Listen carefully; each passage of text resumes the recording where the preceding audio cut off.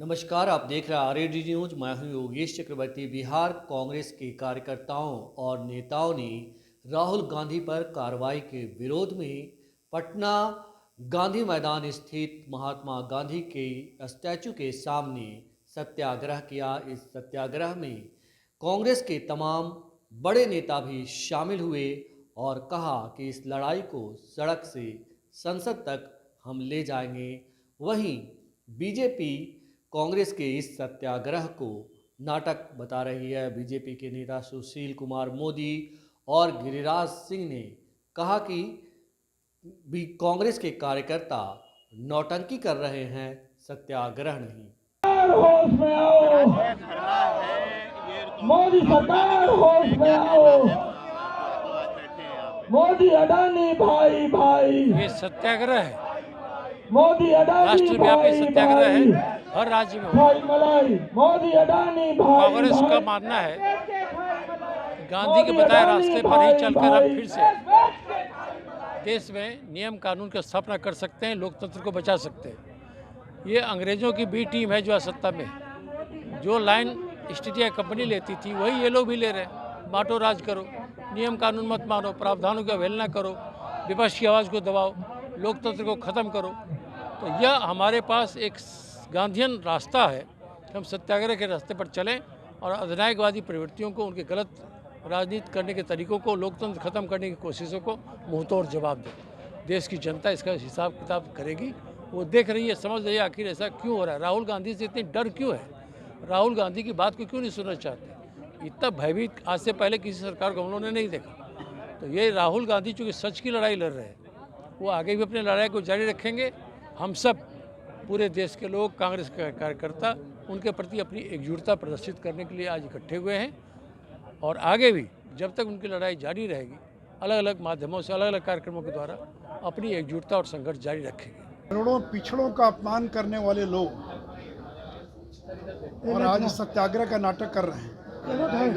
और दिल्ली में आज जो पहला सत्याग्रह हुआ उसमें जगदीश टाइटलर, जो हजारों सिखों के हत्या के आरोपी हैं, जो देश में सिख विरोधी दंगे हुए थे और जिसमें हजारों सिखों का कत्लेआम कर दिया गया था कांग्रेस के राज में, इसके जो मुख्य आरोपी हैं जगदीश टाइटलर, वो दिल्ली में धरना का नेतृत्व कर रहे हैं।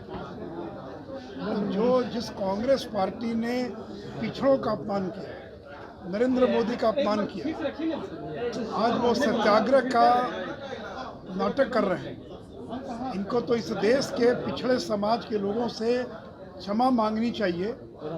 जिस तरह से राहुल गांधी ने और चौकीदार चोर है के मुद्दे पर सुप्रीम कोर्ट में माफ़ी मांगी थी, उसी प्रकार राहुल गांधी को इस देश के करोड़ों पिछड़ों से क्षमा मांगनी चाहिए, खेद प्रकट करना चाहिए। इन्होंने इस देश के करोड़ों पिछड़ों को अपमान किया है।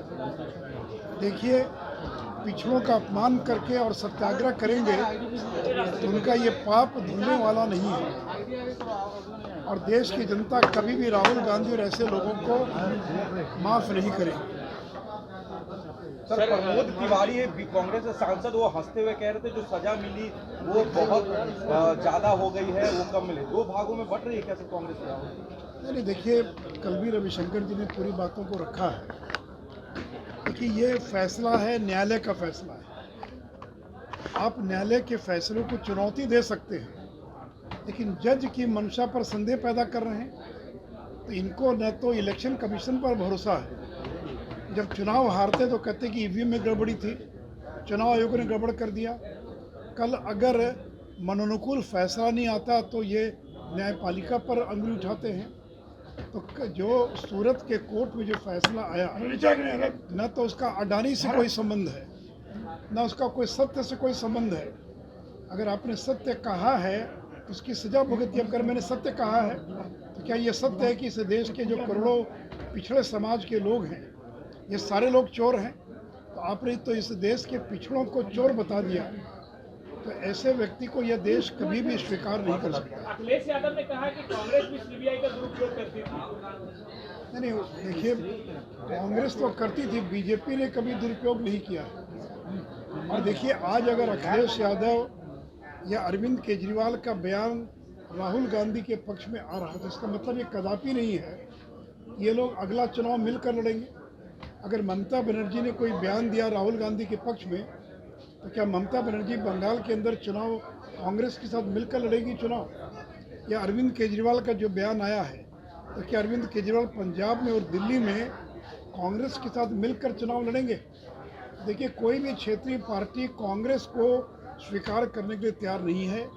जिस दिन क्षेत्रीय पार्टियां कांग्रेस को स्वीकार करेगी, उनकी अपनी जमीन खिसक जाएगी। तो जब कांग्रेस नीचे जाती तो क्षेत्रीय दल ऊपर आते हैं। इसलिए एक क्षण के लिए कुछ लोगों ने बयान दिया है उनके पक्ष में, लेकिन इसका ये मतलब कदापि नहीं है कि ये संपूर्ण विपक्ष एकजुट हो गया और एकजुट होकर ये नरेंद्र मोदी का मुकाबला कर पाएगा।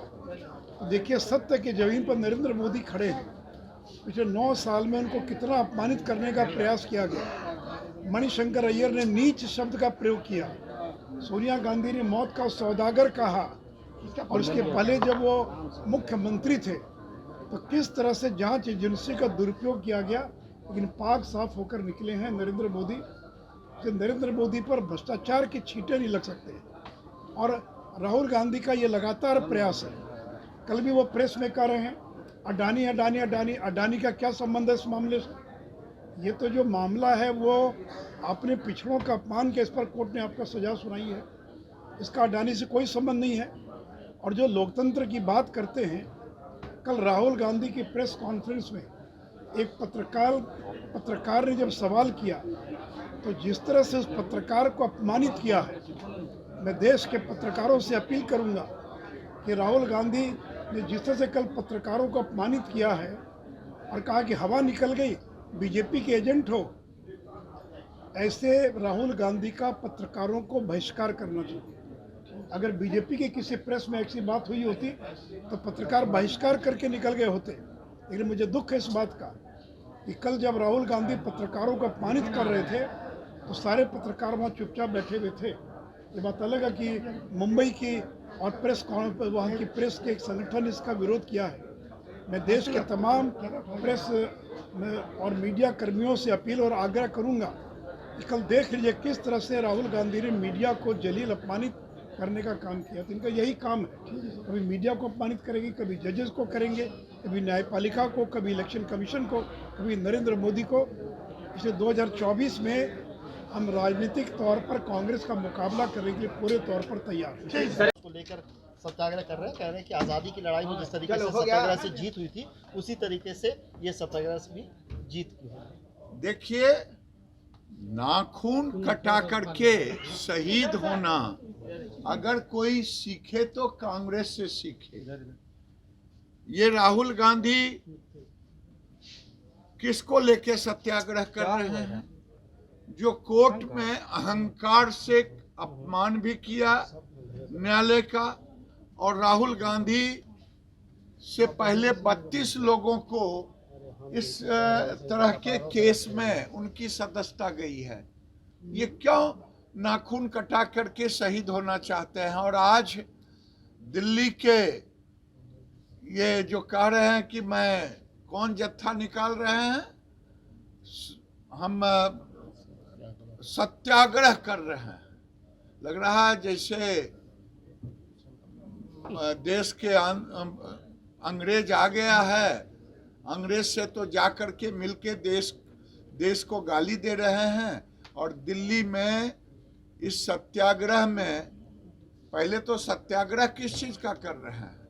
तो कर रहे हैं पिछड़ों को गाली देने का अधिकार मिले, इसका सत्याग्रह कर रहे हैं। सत्याग्रह किसके नेतृत्व में कर रहे हैं?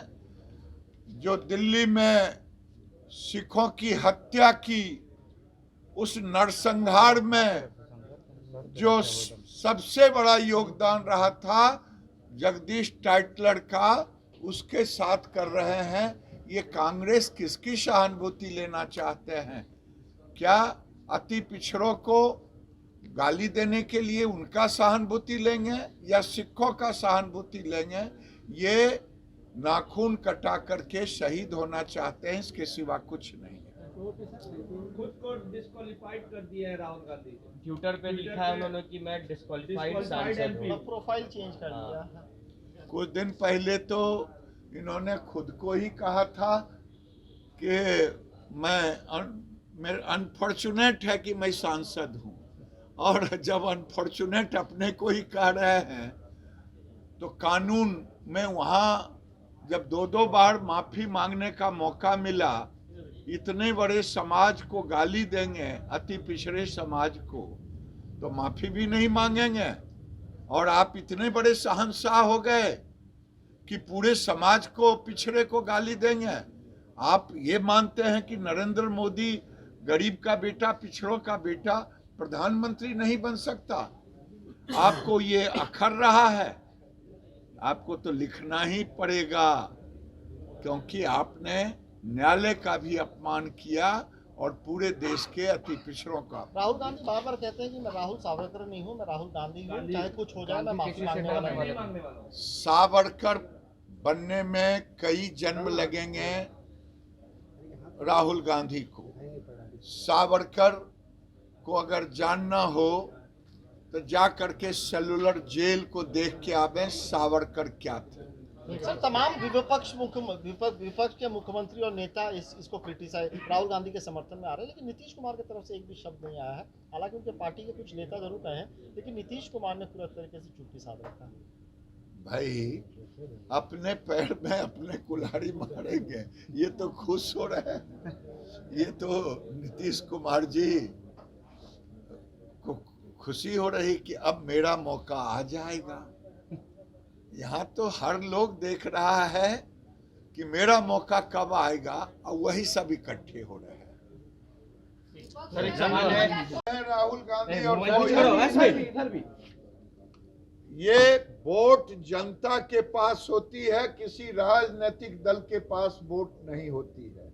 और इसी अहंकार में 14 में भी लोग थे, वोटों ने, जनता ने नरेंद्र मोदी को जिताया, 19 में भी जिताया, और 24 में इतना बहुमत होगा जितना इनको उम्मीद नहीं।